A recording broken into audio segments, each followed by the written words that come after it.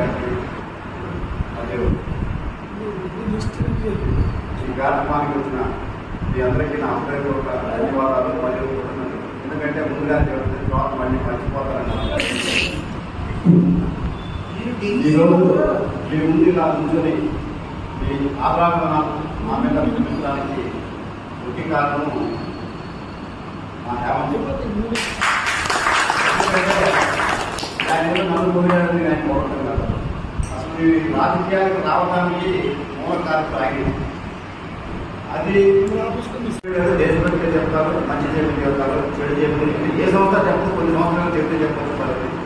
ఈ సంస్థ మాత్రం ఎట్టి పరిస్థితుల్లోనూ చక్కగా ఉండండి, చక్కగా జీవించండి, నలుగురికి ఉపయోగపడండి అనేది.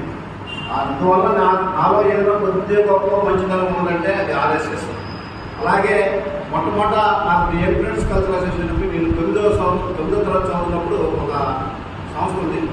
ఆ సంస్థలో చేరడం వల్ల ఈ 3 సంస్థలు నా ఈ అభివృద్ధికి జనంలో నాకు ఉపయోగపడడానికి అవకాశం కలిగింది.